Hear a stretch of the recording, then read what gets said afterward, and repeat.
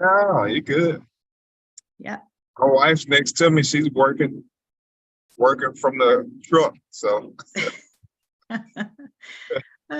Dr. Merrill, I see you're in the car too. All right.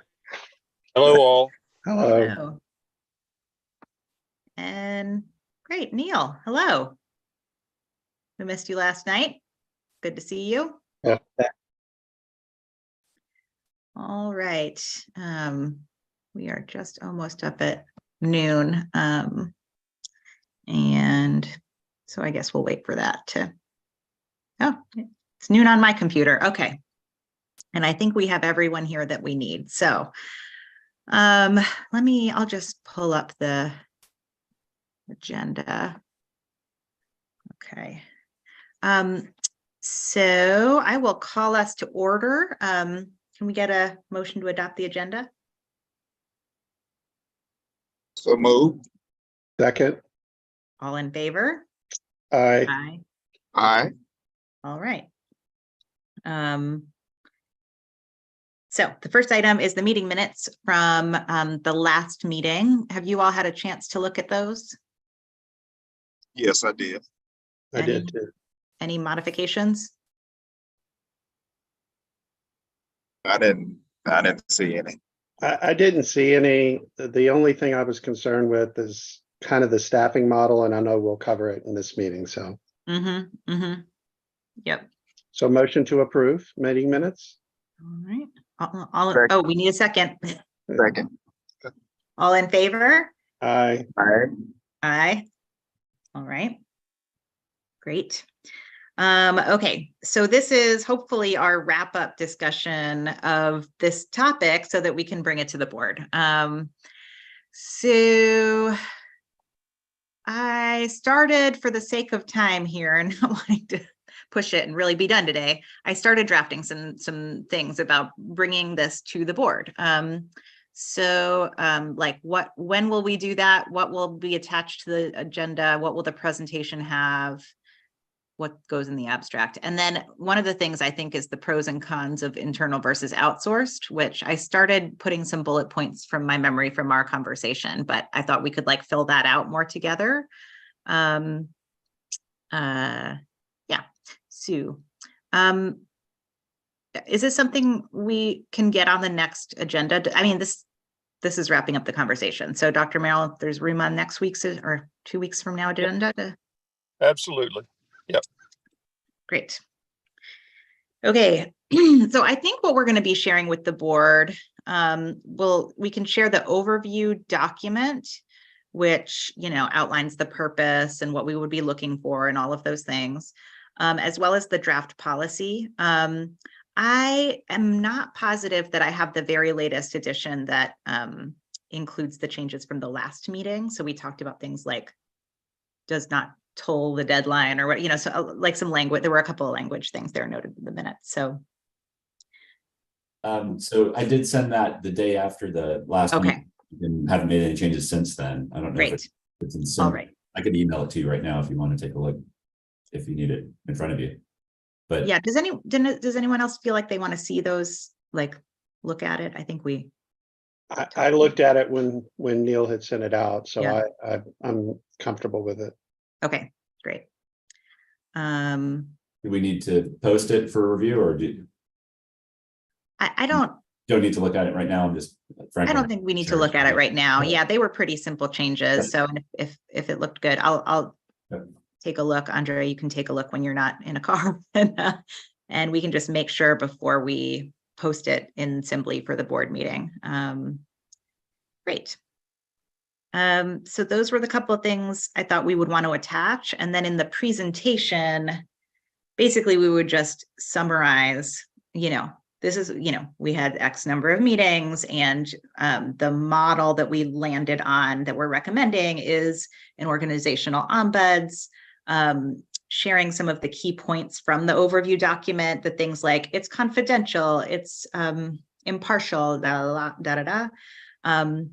sharing some of the key points from the draft policy. So I think there's just, there's a lot in there. So we would post it, have people read it, but just kind of share some highlights. And then sharing pros and cons for each of the staffing models, because I think that is the question. That's the question, right? Is like which of these options to pursue in setting it up. What do you all think about that as what we share with the board? Yeah, I think that's what we agreed to come back with, and a recommendation though on one of those of this is what we're recommending, but here are the models. Oh, like a recommendation for one of them? That's what I thought we were doing, is to have a recommendation, but showing the others. But if the group feels more comfortable just giving the staffing models and having a broader discussion, I'm okay with that too. I just thought the original was to give a recommendation with some of the pros and cons for each. Mm-hmm. We can totally do that. And you're just talking about the staffing, like in-source, outsource, like providing those options, right? Not going through like, here's what an employee advocate would be, or what, not like at a high level, Yeah, I was Okay. thinking, yeah, Sarah, I was Okay. thinking one versus the other.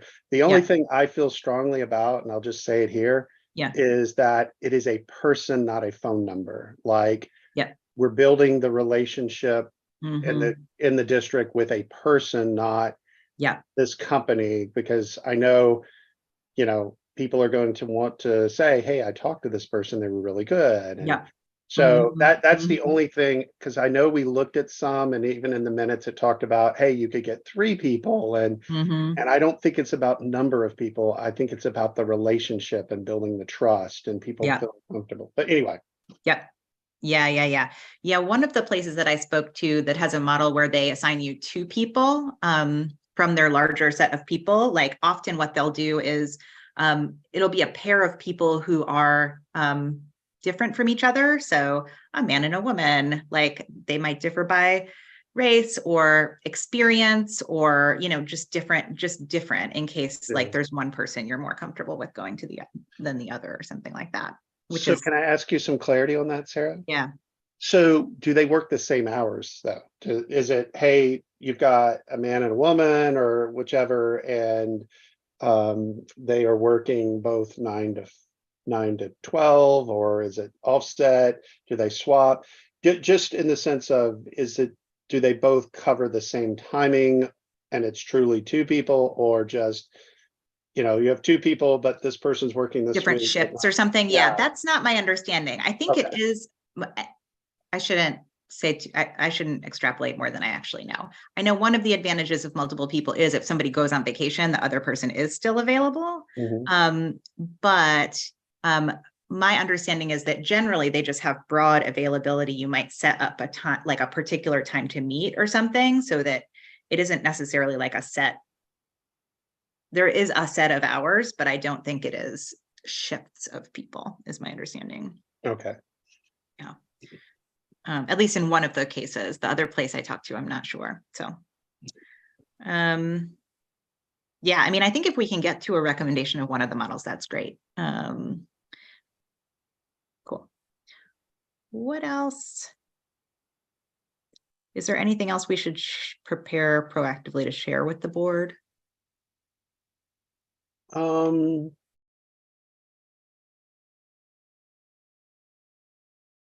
No, I think the only other thing that I had from my notes originally was, Neil, do you have any legal concerns about where we are with this and kind of what we've developed? Is there concerns that you would think we should share, or should we start off with, you've reviewed these, you're comfortable with where this is, just so everybody has that context of it's new area for Orange County schools, and is there something you're concerned with from a legal aspect of, hey, a policy and a position and what this person will be doing and their role? Yeah, I wouldn't say there's anything I'm concerned about at this point. I think that we started with a good, pretty tight policy as a model, and I think have made some improvements and adjustments that are required for North Carolina law.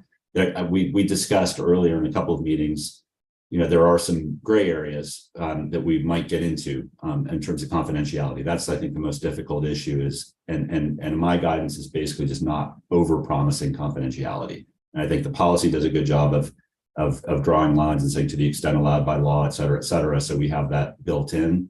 We're not drawing hard lines and overcommitting, but there could well be circumstances where we have litigation, subpoenas, things like that, and it cannot be an ironclad confidentiality promise, which I know this committee wanted to see as much confidentiality as we could commit to, and that's what we've done here. So I'm comfortable with what we've got, and happy to answer any questions that come up at the board meeting.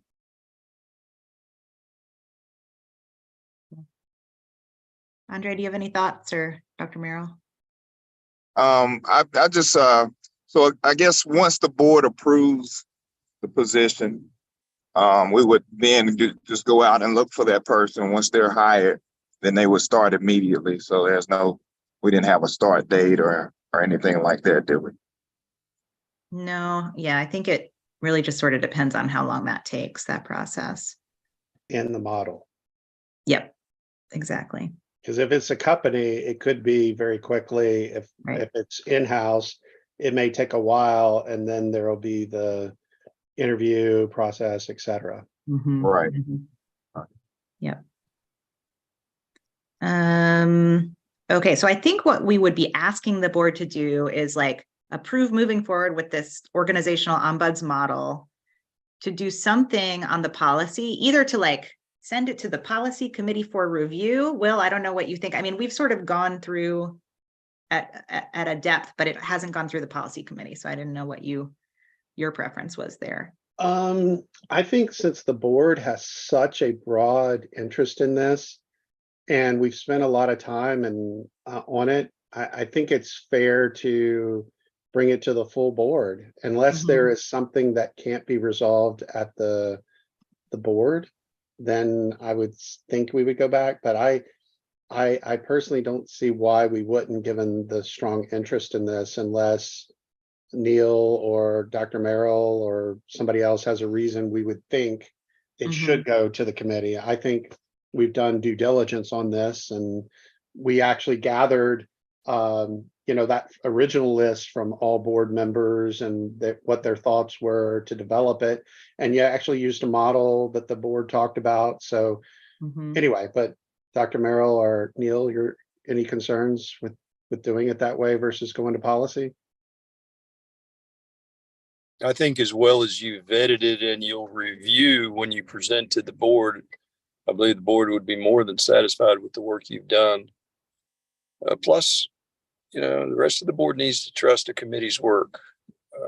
I mean, that's a goal of us maybe, but still, I'm for going straight to the board and let's get the show going. I agree.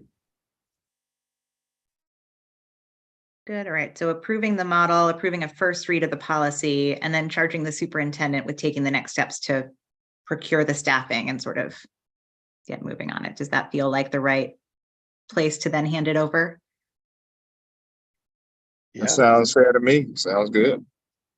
The only thing I might ask is maybe a board liaison that gets assigned that I can work with, unless you just want to fold it into the regular process. But this is unique. It is yours, and I'll staff the process, but I probably need a go-to liaison. And if it's the chair of this committee, then so be it. I think it would be worthwhile clarifying at the board level that one of you will serve as liaison to staff to get it posted and collect and that sort of stuff.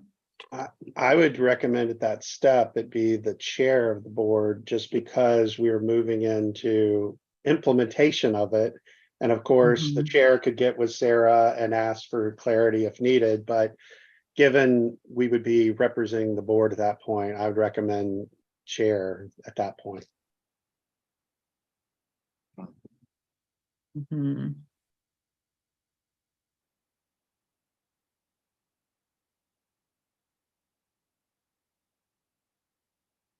Yeah, I mean, that makes sense to me. Let's see. Okay. And then in the abstract, we'll need to put the purpose in the background. That's like kind of straightforward stuff. So if all those basics of like, here's how we want to do the agenda item make sense, well, how do we want to present it? Do we want to like split up different pieces of this? Do you want me to like overview it and then like everybody jump in and add whatever? I'll just say it out loud, Sarah. I feel very comfortable with you representing us. And, you know, if additional comments are needed, I think we could jump in, but I personally feel comfortable with you doing it. Okay. Me too. All right. Okay, I'll do that. And it will be a group project to make sure that I don't miss any of the important themes you think the board would want to know about. Okay. Okay, pros and cons of internal versus outsourcing. And I will just state right now that like my preference is for outsourced because of the pros and cons that I see. And so I started laying them out and then I was like, this is very lopsided because I am able to see the pros and cons. See, look, like all of these, here are these advantages. Okay, but that's not, so what I want to do here is like lay this out and have it be a thoughtful combo. But first, okay, so the description of each, we talked about it being a 50% employee, 20 hours a week, and with the cost estimate of 46,000, not factoring in benefits. The contracted services would be like a flexible schedule of some kind. And the cost estimate is very broad, but just based on the couple of examples that I got, could be anywhere in there. Obviously, we have a particular budget that we would be working with, but just to give folks broad strokes, they might be similar prices. So maybe we can talk about if this were an employee, what would be some of the advantages of doing it that way? So one I think we talked about is that it would be the superintendent could sort of better oversee performance in that case. What are other advantages of it being an employee? So I feel like is it's more of a long-term commit if you do that, because now you are, you know, putting it out there, you're investing, you know, just that's what comes to my mind when you, because we know it will cost more, right, to do that. Yep.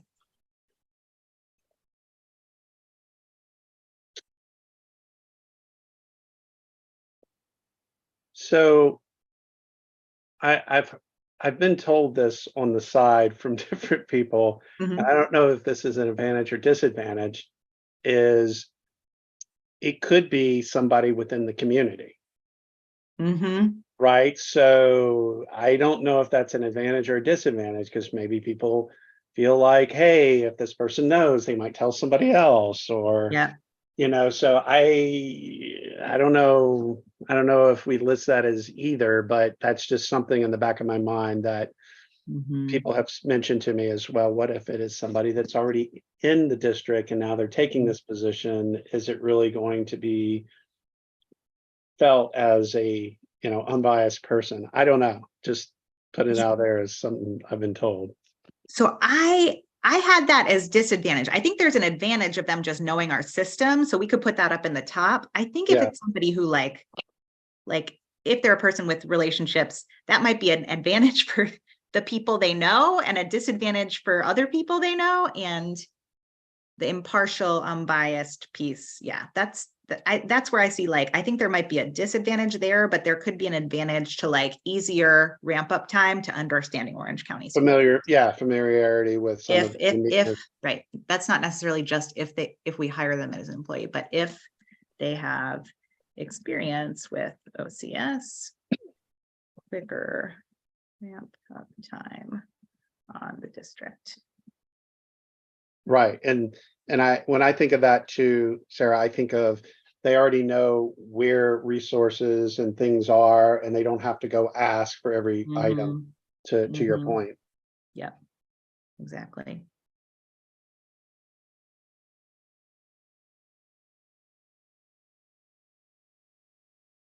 Other advantages.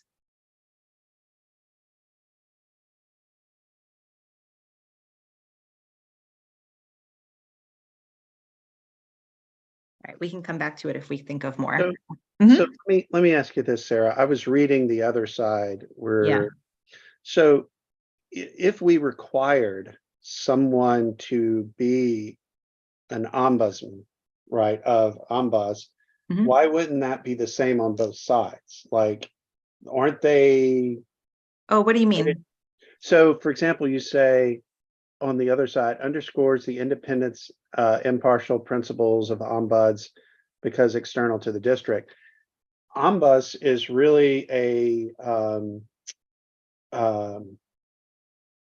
process and a commitment and Right, it's a people. commitment either way. Yes, yes, yes. I Right, get your right. So question. Right. I struggle with if, you know, Yeah. saying it that way because my expectation is this person's going to have that credential in some sense to Right. ensure that. But Right. I think anyway, it's more like perception of, right? So if it's like not even an Orange County Schools employee, but like someone outside that they are more independent, like the perception could be that they are more independent, impartial, whatever, like that it just underscores that. In either case, the individual, we've written in the policy, they're outside of these lines, they're, you know, they are committed to those principles, whether they work for us or not. It's more the like psychological impact of like, it's an external person. right. I get what you're saying. I just, again, the only thing I was concerned with is it says impartial principles of ombuds. Yeah. That's true. Yeah. My belief is it'll be true for both sides, but Like, since they're external, like you're saying, it's more that they don't have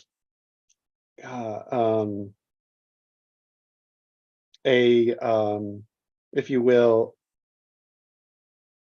a side reason, right? Because if you're in the district, are you more likely to have a conflict of interest? I don't know, so I get what you're saying. If it's outside, you don't have more of those political issues, if you will. yeah, it's more just about, I think, employee perception, and would that seem more, separate? Like,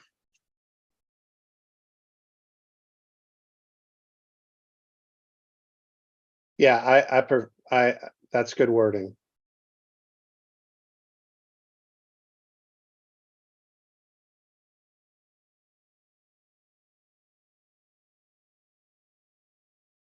something like that.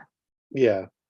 I mean, I don't think that it's accurate. Like in either case, it's like a set of like commitments and principles and whatever, but Right, because you could say on the other side, if you're hired on the district, you may be more vested because you're part of the system, right? So, Mhm. how do you weight those two, if you will?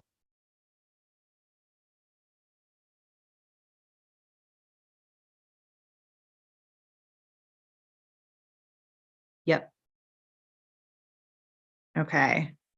The other things I had is potentially availability across a broader range of hours. That's the places that I've talked to. They just are like weekends, evenings, whatever. And if we have a 20-hour employee, we're going to have some kind of definition around the hours there. So that was one. Potentially like multiple individuals for staff to choose from. That's if you go with like one of these companies. There's also like, we could hire an individual as a contractor outside of the district to do this. And so that both of those things might be a little bit different depending on what we find.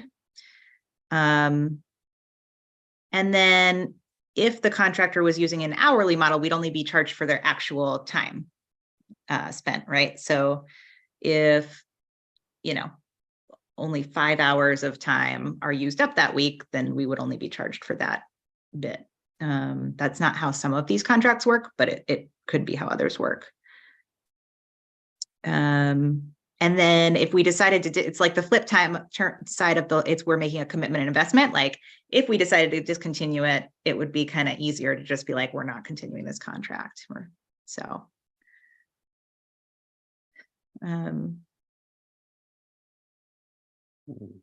Will, you look like you're thinking. I am. I was the thing I was thinking is the use of the word contractor. Like on the other side, you could hire a contractor versus a full-time, right? You could do that where they're just an independent person, or you could hire a company. But I think we've narrowed it down to really a company or a individual, right? We're not, neither of these are saying you could come in as I'm an independent consultant and I want to be on, higher district. Do you see what I mean? I'm just Interesting. trying to So make I sure had we thought don't of contracted services as anybody who's not, we're hiring them Okay. as an employee of the district. So that might be a company or it might be an individual, right? So like Okay. there are, let's say, local ombuds, right, who work for different governments, universities, whoever, and maybe one of them would have up to 20 hours a week that they would want to individually work with us or something. You know what I mean? Like I haven't spoken to any individuals. So I think that's an excellent point that we should highlight when we bring it to the board, that there, mhm, you're an employee for Orange County Schools and all other, right? Whether you're an independent working through a company or mhm, independent consultant, like you're saying. yep. Perfect. And a lot of individuals doing that would have like, an LLC. And I mean, they would be a company, but of one, basically. Okay, disadvantages. Okay. So one, just starting back on this side, one is that these companies that have like a lot of robust support and deep benches and the most experienced people might be out of our budget. Like it just might, the version where it's like all the bells and whistles from a company of like really exceptional people just might be too expensive. Other disadvantages of the contract model. So one that I can think of from just not here, but others, is we don't have full insight if the people change. Right? So it may be, hey, you've got this person, but then 2 weeks later, I'm sorry, we've got 2 different people for you now. Whereas internally you would know what's going on. So, but that's one I could think of as a potential. It doesn't mean it's gonna happen, but yep. And it would be hard to evaluate them too. Mm-hmm. You got so many different folks, turning over. On the first point about changing in staffing, that is something we could address contractually. I mean, I've done this before in other contracts. We could say that the contract is with this specific individual and there will be no substitute employees providing services except with advance approval by the board or something like that. But that's not to say that as a practical matter, the person could leave the company, take a job somewhere else. Of course, that can happen with your own employees as well. Right. And Andre, your point was in terms of like, it would be harder to evaluate like the effectiveness of the services, something like that. Yeah, the effectiveness and the employee too. Because I mean, if they're bringing in 3 to 4 different people, then that's 3 or 4 different people that we have to evaluate individually. So I think that would be kind of tough as well. Yeah, I think if they were a contractor, we wouldn't do like a performance evaluation or anything like that. The sort of evaluation would be like, are we continuing this contract or not? Is that right? But Sarah, I feel like, I mean, I agree that they're not our employees, but I feel like the company, we would do some kind of feedback to the company that, hey, we feel like you should be more available in the morning, or we're seeing weekends or something, some feedback to the company. I think we would want to do, but I agree, we can't evaluate the employee because they're not ours, but we could give feedback based on the results. Yeah, that's a great point. I think building in some sort of like satisfaction with the services automated survey after they engage, or having some way to sort of evaluate like that would be really valuable, I think, in either of these cases. Right. And how did they do on their quarterly report to us? You know, was it informative? Was it actionable? You know, Yeah. are these, you know, anyway.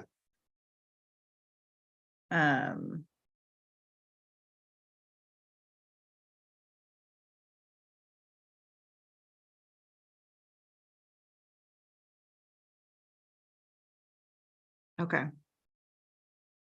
Are there other disadvantages to the outsourcing type model? I don't know if this is a big one, but changes may require additional contract revisions, right? So say we start off with 20 hours and then we realize, oh, geez, you know, really we need 30 or 40 hours. Now we need to rev the contract versus the employee. You would just, you know, change their status, especially if they were willing to, and they may not be willing from the company to do that, right? Hey, these people can't do that versus, you know, anyway, I'm just thinking about the contractual part. If we need to make changes, we would have to rev the contract. Yep.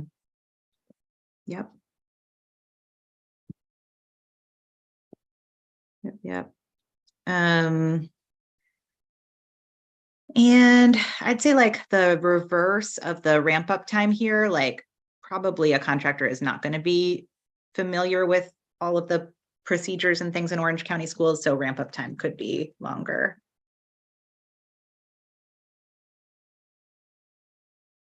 Yeah, that's fair. Sort of, yeah. So that's kind of a reverse of the other one. So what about, so here's just, I'm just going to say my thinking out loud just to see how this fits in. So if you're an employee, we have certain things we expect that you're going to have training on and you're going to do. For example, we expect our leaderships to have equity training. How do we ensure those kind of values are also with the company that says either A, part of your time this week is going to be on the training, and you know, is that going to be an issue for the company, and is that going to be considered, you know, out of bounds for a contracting company? I don't know. I think given our commitment and our passion, that we would want that up front, that here's expectations around that. Yeah, that seems like something we would want to include in the contract, right? Around particular types of training. And I do think you can do that without converting the relationship into an employment relationship. I mean, Okay. one thing I wasn't sure if you wanted to list it here, but from a legal perspective, one advantage of independent contractors, it's easier to avoid liability for the contractor's actions. We put language in the contract that says you are solely responsible for your own acts and misdeeds. To take an example, if the ombuds were to, sexually harass someone, I mean, let's hope nothing like that would ever happen, or abscond with money or something like that. Those misdeeds could not be imputed to the school district, whereas employee misconduct generally can be for civil liability. So that's one potential issue there. But as for training issues, we could require a contracted service to provide whatever type of training you have. What you have to avoid is micromanaging their operations, because if you're really dictating exactly how they're going to do their job on a day-to-day basis, they are effectively your employees, whether you call them that or not. Yeah. Yep. Okay, so the employee version, potential disadvantages. I put this, like, the role can be hard to fill.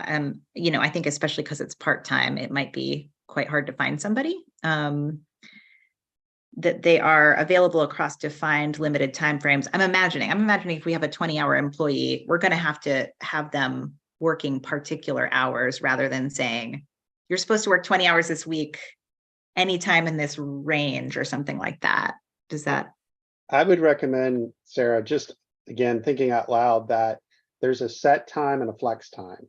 Because say that you're a staff member and the only time you can meet is after 5, and their work hours is 9 to 1. You know, maybe what we say is you've got 5 hours that you flex to meet people at different times versus saying, hey, you can only meet during this time. And that's what I've seen in my experience is you have a set office hour, then you have a flexible that can be shifted around to accommodate. And that way people can take advantage. But to your point, no matter what we do, there's going to be some limit around that, whatever duration that is. If it's 5 hours, 6 hours. Yeah, I like that as a potential solution. I'm not sure if that's something that we're used to doing in the district or not, but it seems like it would fit the need.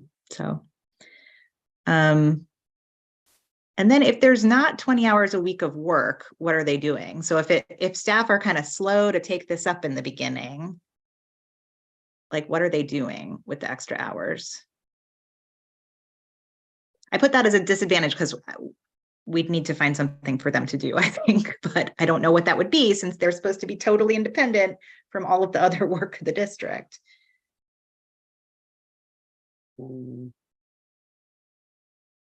I mean, I'll just throw it out there, not thinking about this more than you reading it, is they could go do, you know, introductions at the schools. Today at lunch, I'm coming out and saying, hi, I'm such and such, and I'm here, and here's the things I do. Here's a pamphlet. Here you can call me. But I think we're going to have that issue on either side, right? Because just because it's a contracted company doesn't mean people are going to engage them. And we will be charged by both, I'm sure.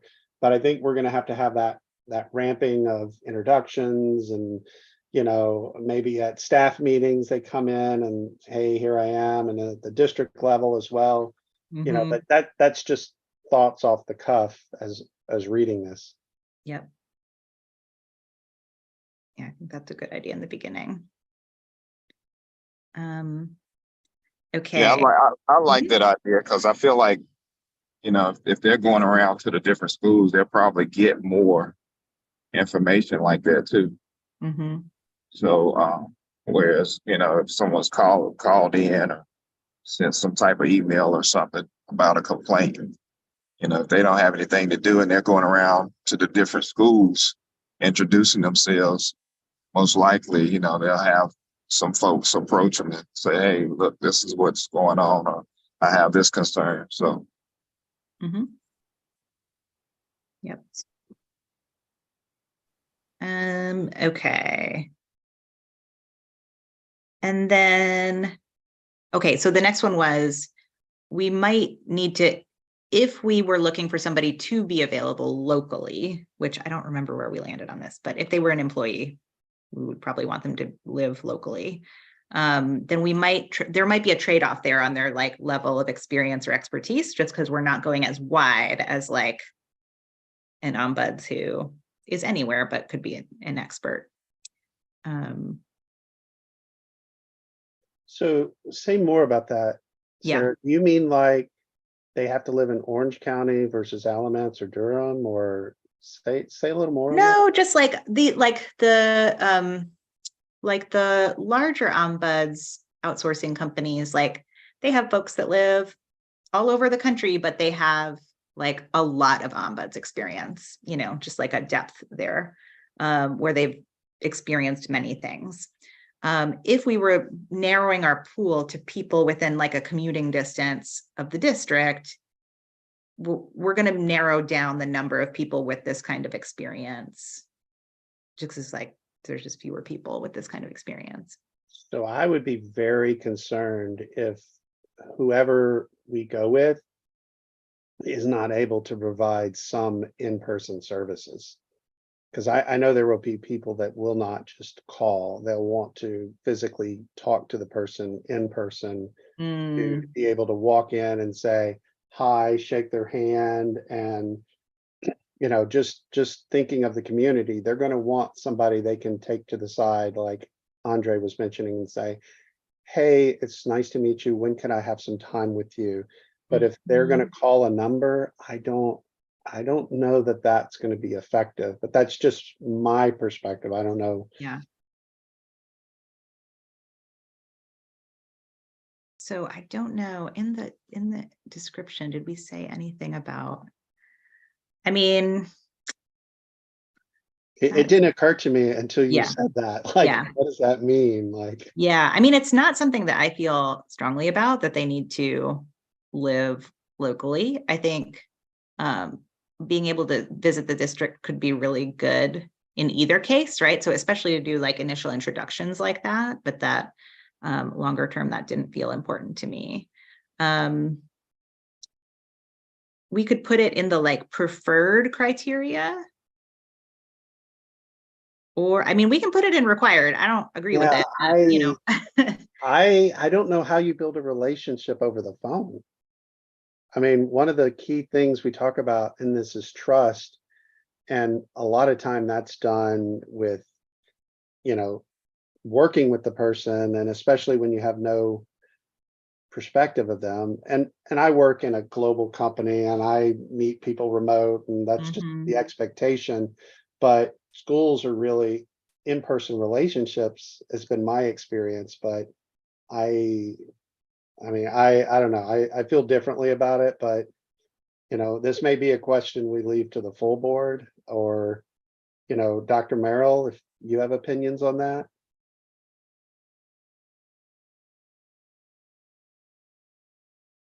Yeah, can you hear me? Yes. Yep. You know, I've been listening to this and I'm trying to figure out how to create a hybrid that's a contract, but it's two dedicated people that allows choice for an individual to speak to one or the other.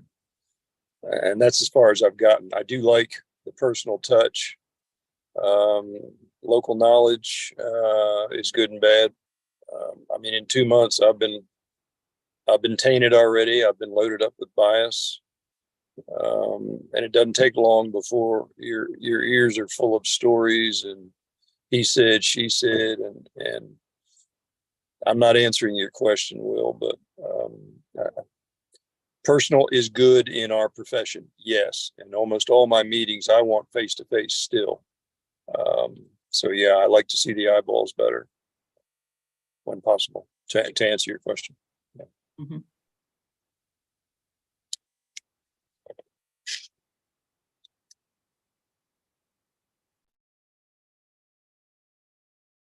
So it sounds like this should either be preferred or required.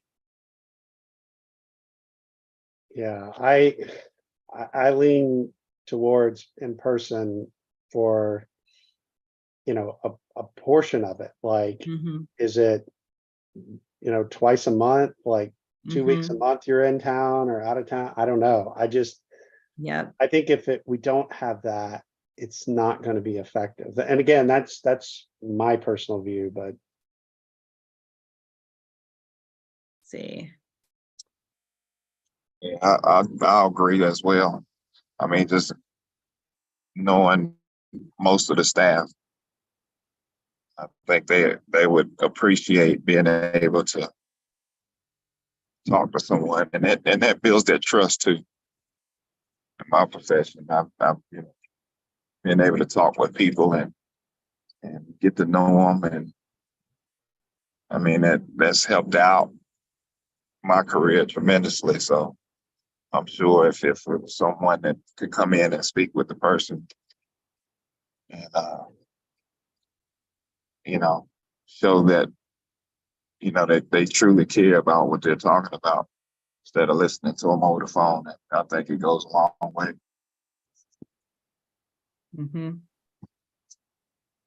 I don't know what the portion of time would be, but I put in here ability to work in person in the district for some portion of the time. I don't know how we figure out the right number. You know, if it were contracted, maybe that's a negotiation discussion with them. And, you know, I don't want to imply if we do hire someone who is local, we would want them there, you know, probably in an office like most of the time, you know. So I don't want to put a number necessarily, but I do think a number would be helpful if we can get there. And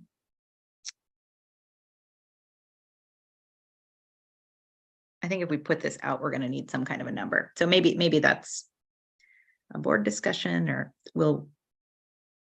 Yeah, I agree, Sarah. At the end of the day, we need a number to at least start with. Mhm. I mean, I feel like 50% of the time to start with, that's, what, 40 hours a month total or something. I mean, Mhm. put a number in there, and then, like you said, we'll negotiate it. The Yep. company may say, no problem, we already have 100%. Or Mhm. they say, well, can we do 35? Or then we get into discussions of travel cost and things like that. So, Mhm. Yep. Okay. this review of this, Sarah, has been very helpful. Like, Good. I just want to say out loud, like, it's helped out a lot. Good. Okay. Well, I want to keep this disadvantage in then, because I think that is going to limit our pool in certain ways in terms of their experiences. I mean, I just think there's fewer people with that experience local, but and then the last one we talked about before, if it is somebody with existing relationships, that's going to positively and negatively, I think, impact folks' perception of impartiality. Yeah,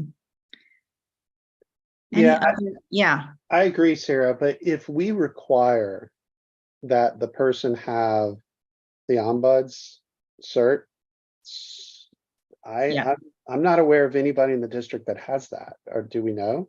Well, I have no idea. Anyway, just the thought Yeah. that in my mind is, Yeah. I haven't heard of any, but Yeah. maybe. But I agree. If it is someone, then. What was your question, Will? I lost you there for a second. So do we have anybody that's existing in the district that already has an ombuds certification and has gone through the practice and is an active member? And we probably can't say specific names if it's employees or anything like that. Right. This was a yes, no, like, yes, we're somebody, or no, we're not. No. Yeah, no, I don't.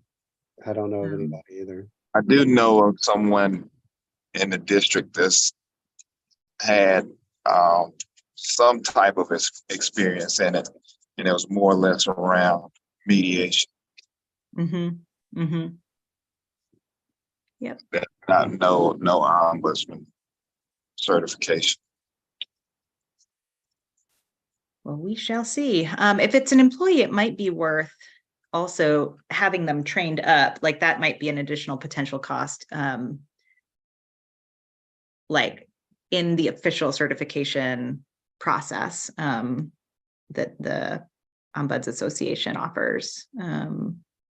So you mean hiring someone that isn't certified, and then?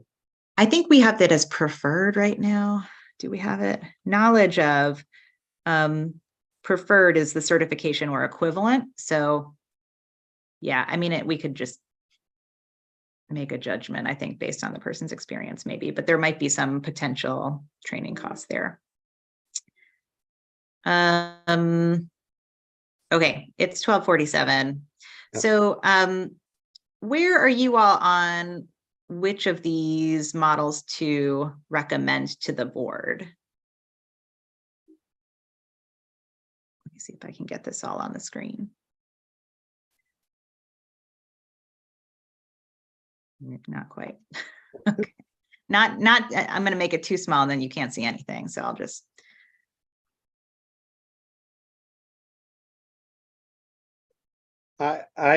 I lean towards the employee because of having them local, but I'm not extremely against the contracted service if they are able to meet having somebody local.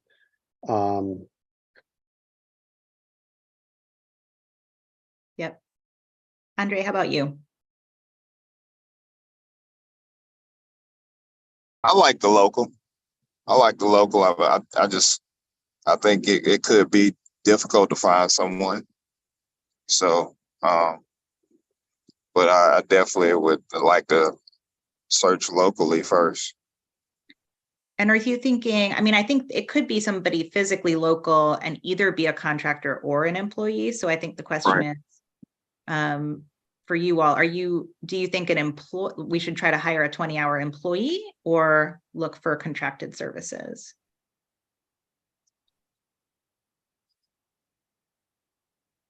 I lean towards the employee only because showing the commitment to it.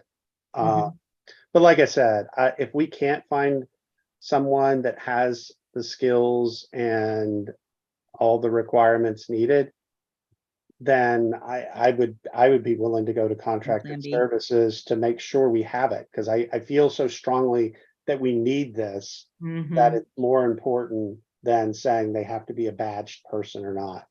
That's Yep. How about you, Andre? Yeah, I feel the same. I feel like if we can't find anything, then we definitely have to go the external route. Okay. And I don't have anything against going externally.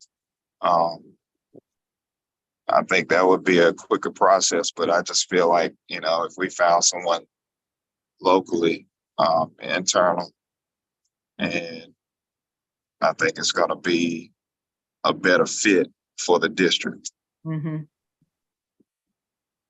Yep.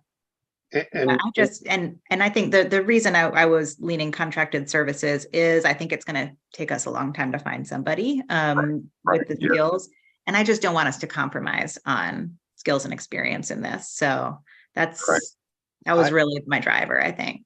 Sarah, I am with you. I agree. We should not be compromising on this. And one of the things we could say is, if we don't find somebody in X days, we switch the approach. Switch the approach, yeah.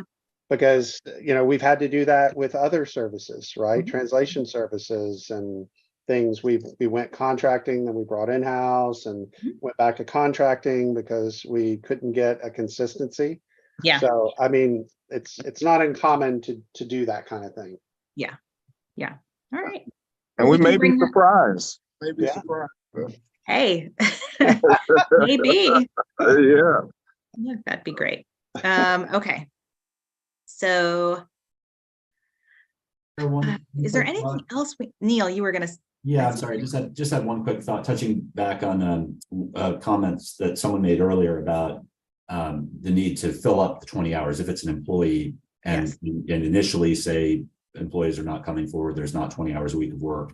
I do think it's important that you get the value of the time that you're spending on that person's salary. And so probably, I don't know if it's listed in the overview or in the job description, but we might want to make sure there's something other duties as assigned by the superintendent with with time available or something like that. That it would be understood when you're recruiting for the position that your primary role is as the ombuds, but if you don't have ombuds work to do, you will have other work to do to fill up the 20 hours that you're paid for. I just don't recall if that was in the job description. No, I don't think it is. So I just put that in. That is a good point. Yes, sir. I can't see the screen that well. So small on this phone, but it's probably going to be important that if we do decide to go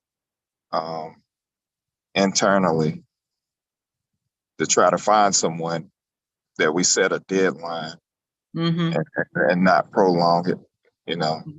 2 weeks, we don't find someone, then immediately go right externally. Agree. Yeah. Not try to push it out. Yeah, that's a really good point. I know some of these roles can sit open for 6 months or whatever, and that's not what we want here. So, okay, that is a good point. All right. So that's another thing we could potentially either talk about, or the superintendent could just work with whoever the liaison is, the chair, or whomever, about time frame. I'm just going to look.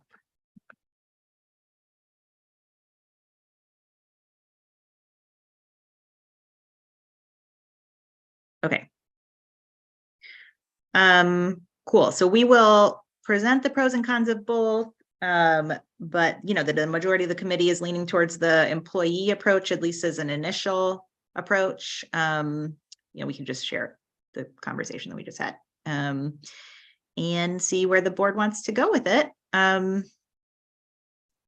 Is there anything else we need to sort of talk through and resolve about this person's work right now prior to bringing it to the board? I'm sure the board will have lots of questions too. Hopefully we've talked about the major things that matter. No, I think, Sarah, we've gone through a lot and talked about all the different aspects of it and what, I really think what this position is and not really helps guide on the expectation. So it'll be interesting to hear other board members' perspective as we go through that. Yeah, I feel really good about that sort of like core model of what the work would be, and like the number of guardrails that are clarified in the policy. All of that feels super good. And then this is just the only piece that feels a little bit tricky, is how to approach the actual staffing, but we'll see what the board wants to do. Cool. All right. So I will get to Franklin the items for the assembly agenda, and we'll plan to talk about that in the next meeting. Anything else from anybody? Sounds good. Nothing else. All right. Enjoy the law conference to those of you going there. And can I get a motion to adjourn? So moved. Second. All in favor? Aye. Aye. Beautiful. Okay. We're adjourned. right. Thank you all. Thank you, Sarah. Take care. Sweet. Yeah. Bye. Will, I'll see you.